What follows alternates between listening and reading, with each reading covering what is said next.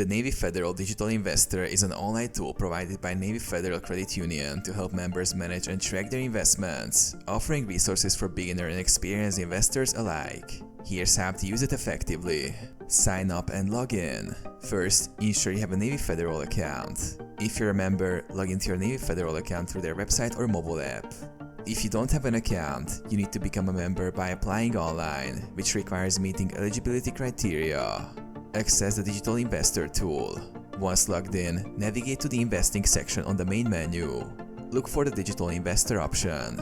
This tool will guide you through the process of creating an investment portfolio based on your goals, such as retirement, college savings, or wealth building.